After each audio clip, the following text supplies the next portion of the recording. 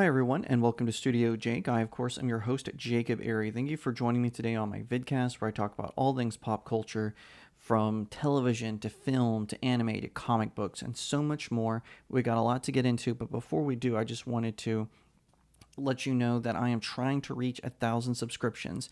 I'm over 850, so every tap, smash, or click of that subscribe button helps me out. So please do. Whenever I get to 1,000, I'm going to do a celebratory live stream where I'll do a live Q&A, all kinds of stuff. It's going to be a blast. All right, so diving right into it. If you spend any amount of time, even just scrolling through my YouTube channel here, my Rumble channel, or StudioJakeMedia.com, my website, you will quickly find that I am a nerd. I freaking love comic books. In fact, I've gone on some politically minded podcasts in the past with my background in full display.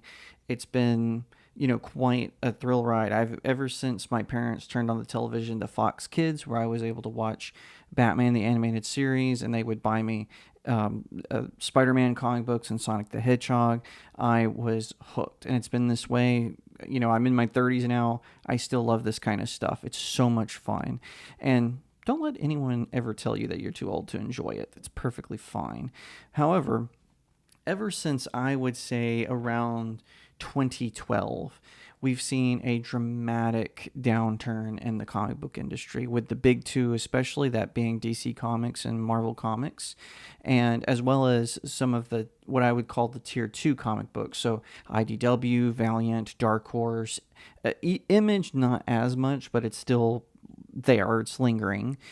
And from 2012 to I would say about 2022, the staff, the creators, such as the artists and the writers, the media, what some refer to as the access media, they were all in denial about this. Well, now it's actually, you see certain creators are actually starting to say, hey, I can't get paid doing comic book stuff anymore. I can't. My illustrations aren't doing well. Hey, over here, my writings, I can't get work, and we see many break off to start like their own smaller imprint. Scott Snyder, who did Batman Zero Year, and Frank Miller, who of course had a brilliant run on Daredevil, but also did Batman Year One. He has done this, and they're still partnering with some of the major publications, but it seems like all eyes are on indie right now. And I don't really want to get into it because I know, like, especially in the indie sort of sphere, what some people refer to as Comicsgate, there's a lot of infighting right now. I don't care about the drama. I just want to read comic books. So there's always been drama like that around. I don't hold it against them. But I wanted to talk about the 3 reasons why I think comic books are failing. Now, this is going to be really a simple breakdown. I know people are going to disagree with these points. I don't care. This is just my opinion. So I'm not, even though I think these are facts, take this. This is just me in my casual viewer, in my, skills as a digital marketer and whatnot. One of the first reasons I think is that they chased away all their major talent. So Chuck Dixon is a really great example. He used to write for Batman. He did G.I. Joe. He wrote a few Transformers comics. He did a few things for Marvel. He's the co-creator of Bane along with Graham Nolan. And people like the artist Ethan Van Sciver, who was the co-creator of Green Lantern, Jessica Cruz. He also did a really good take on the Green Lantern Corps. He's now doing his Cyberfrog. Well, you can't really see it, but I have a Cyberfrog action figure up here. He's really been, and since then they've all kind of retreated and started doing their own indie stuff. And the reason they were chased out wasn't for any sort of malfeasance or even Me Too allegations. The publications chased them out because they didn't like their political ideologies. So EVS and Dixon and a few of these others, they didn't like the idea that some of their major characters were getting race swapped on television or in film, or gender swapped, or their sexual orientation were changing. And so they chased a lot of these off by calling them bigots, sending mobs after them and whatnot. Well, then they're left, holding the handbag. So big artists like Alex Ross, he and I don't know his politics, but he is a darn good artist. He famously did Kingdom Come among a plethora of other things. Well, he's so big right now, he can get away with just doing covers. So it's kind of sad though, because now you see, because they chased away all these great writers, all these great artists, now they're getting people who are subpar at best, very mediocre. And I do a top 10 best comic book covers on my website, but it is getting harder to do that year by year unless they get some really good writer, or excuse me, really good artist to do a variant cover. I'm often stuck with, I think, this year, now granted it's only August, but I think I only have 7 on my list right now, and some of them I'm just going with what I got. And it used to not be that way. You could always count on these really crisp covers, and the artwork on the inside, generically match. This wasn't always the case. Well, now it's, a lot of the way they're drawing the characters, especially the women, they're drawing them so androgynous. The men they're trying to make look threatening, especially if they're white and straight. They're trying to draw them like with scowls and with dark shading, so they look mean. Arr. And then the women, they're drawing them very androgynous.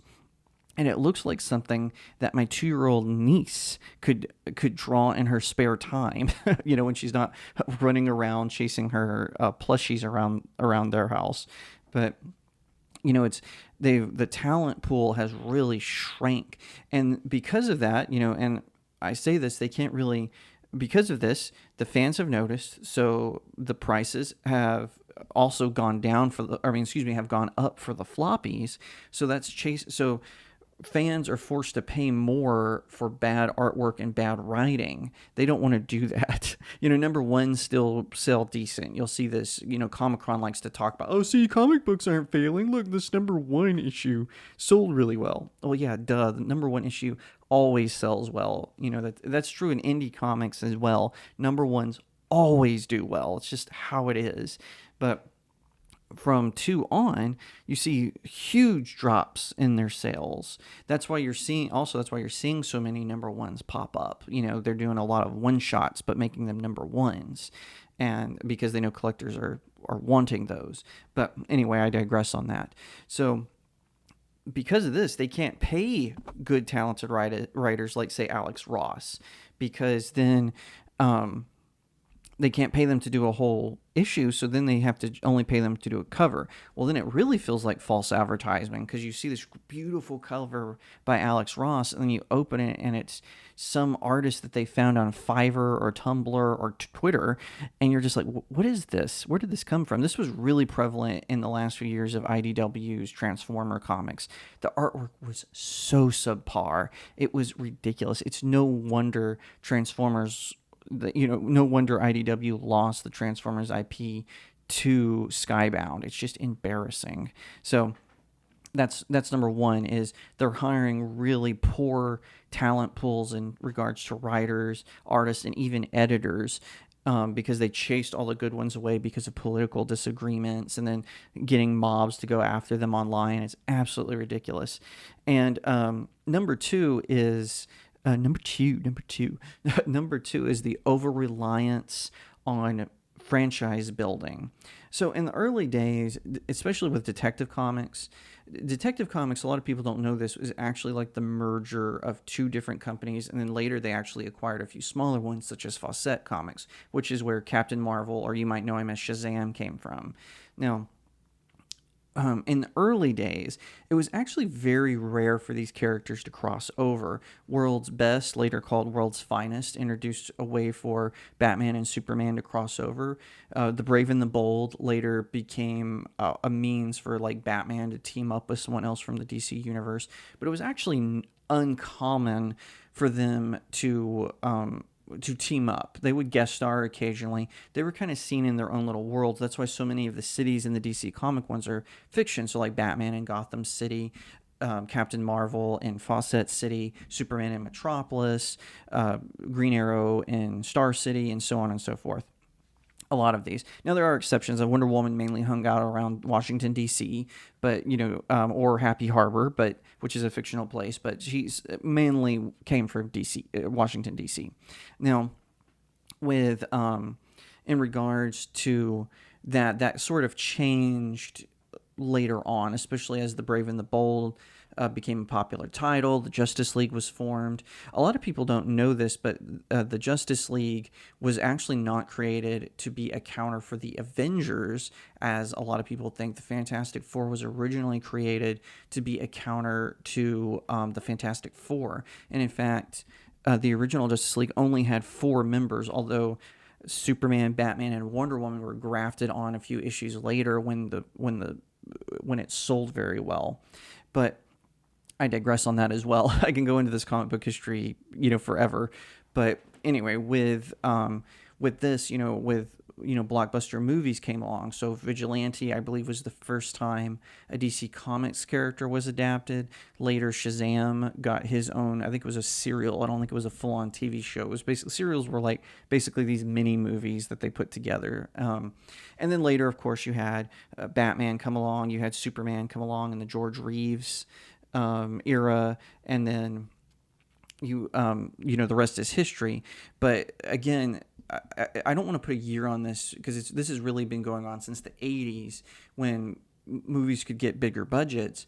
But the comic book companies began to rely too much on the film and television departments to carry them. So as such, and this is just my opinion, but I think that over time that was a net negative. We were especially seeing this now in the 21st century, how that over reliance on developing their IPs turned into a money machine. So the Marvel and DC especially are guilty of this, probably more guilty of this, where they're funneling in cash from these films. Well, now these films are starting to fail, but they still have, problem one that I talked about with the subpar talent. So now, because before the films, the TV shows, and everything could carry them, well, that's not the case anymore, especially with streaming. Max and Disney Plus aren't doing very well, and those things have the DC and Marvel titles respectively. So I think they I'm not one of these people who said, I'm so tired of Batman movies. No, I like Batman movies. I'm even okay with them, changing directions every now and again. The problem I have now is they're doing it too fast. So they did the Dark Knight trilogy, then with Christian Bale, then the Ben Affleck, and now Robert Pattinson, and we don't know who else. Although there are rumors that Pattinson may be grafted into the new DCU that James Gunn is developing. But, we certainly see this with Marvel. And one of the mistakes Marvel did was, when the Avengers formed for the MCU, they didn't match them with the comic books. So you open up the comic books, and Steve Rogers isn't Captain America anymore. Tony Stark is dead.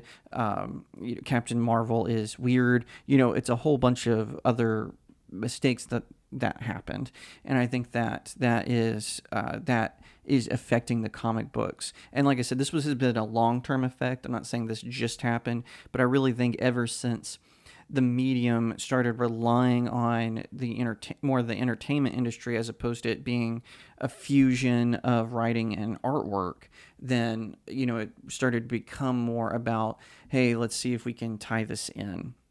All right, my last point, and this is something that I think we all agree.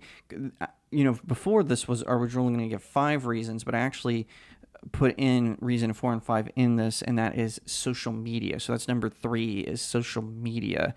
With the advent of social media, these anon bot accounts, or they might not even be bots, they could just be trolls, became very powerful, especially circa 2014 to 2016. And Marvel and DC and IDW Publishing, Valiant, Dark Horse, pretty much and even some indie creators began to over rely on criticism, on frustrations of these folks who didn't actually read the comic books. And I stand by that statement, and so they started changing things. So like Batman became black for a little while, not Bruce Wayne. They had a totally different character. It was really stupid. And, they made Alan Scott, who was the first Green Lantern, they made him gay. Now, they did that early on, but he was kind of like the test for, let's change a character's sexual orientation. What they've done to John Kent and Tim Drake is just abhorrent. But And, then we saw that with IDW. They started to do these really homoerotic covers for G.I. Joe and Transformers. It was really bizarre, and all because of pressure from social media. And what's worse is some critics, because comic books kind of became in mainstream thanks to the films, especially with the advent of the MCU, that critics who hadn't even read the comics, didn't understand them, didn't know the lore, they were also putting stuff out on social media, and that was putting pressure on these publishers. When they should have been listening to the fans, they were listening to these nobodies. It's really interesting. Screen Rant just did an article, and the headline, and I'm paraphrasing a little bit, but it said something like, "To the fans, Peter Parker and Mary Jane are one true loves. Marvel may disagree." And I replied to that and I said, this is why they're losing money, because they're over relying on places like Screen Rant, which I don't think has a real nerd working for them. You can't convince me of that. Same with these other ones like Geek and Sundry and Newsarama. I don't think they actually have real fans working for them. That's why so many people turn to places like YouTube or Rumble, because they're looking for people who are who actually read these comics and know what they're talking about. And recently I started collecting the New 52 Batman run, specifically the Scott Snyder run, because in my humble opinion, it was the last time Batman was like Batman. Now, there are some issues with that run. I get it. But the collaboration between Scott Snyder and Greg Capullo, the artist, compared to the trash that is being put out today, it is spot on. Now, there are some exceptions. I always talk about Batman 3 Jokers or Batman 1 Dark Knight. Obviously, those are exceptions to the rule, but it just seems like social media is pressuring them so much to make these character changes, make changes to the city, and it becomes so convoluted that they've alienated their core audience, and the modern audience that they found on social media wasn't actually buying their products, buying their comic books. And again, this is evidenced in the sales. If it was true that all these social media accounts, the restore the Snyderverse nonsense and all that, if it or just people who were pushing to put politically correct tropes in comic books more so than they had been since 2012, then they would have, if it's true that those people were buying up comic books, then the sales would have stagnated at least, but they're not. They're continuing a downfall, and they're bolstering them by re-releasing graphic novels of popular titles. My personal favorite Batman story is Batman The Long Halloween. You would not believe how many times The Long Halloween has been re-released as a graphic novel. Black and white versions, special editions, no horror version. They did the same thing with Hush. And then recently they realized, hey, the last time Batman was like really selling was when Scott Snyder and Greg Capullo was writing. So then now they started doing an omnibus of the New 52 era of Batman.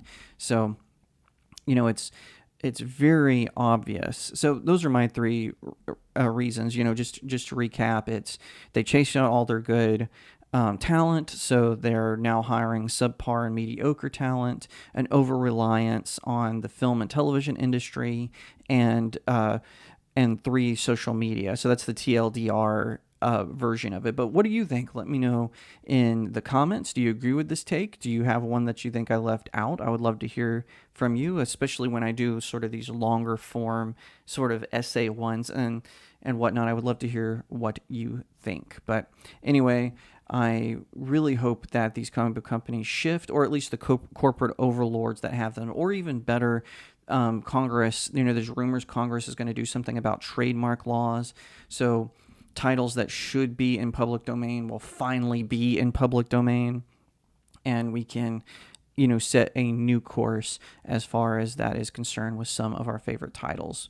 But anyway, like I said in a previous video, I used to be anti-gatekeeping, but maybe it's time for real fans to start gatekeeping these titles so these comic book publishers learn their lesson. Thank you so much for watching this video. I hope that you'll give it a thumbs up, that you'll leave me a comment, tell me what you think, that you'll share it out with your friends, and of course, consider subscribing to Studio Jake. I cover all kinds of nerd and pop culture topics, including film, television, anime, comic books, and so much more. I hope that you'll also head over to my main website, StudioJakeMedia.com, where I have even more news, views, and commentary. Also, if you'd like to support the channel, head over to my locals page. That's studiojakemedia.locals.com. It's the best way to support me. I'm trying to build a little community there. I have exclusive reviews and articles, so definitely head over there and check it out. And I'll see you next time right here on Studio Jake.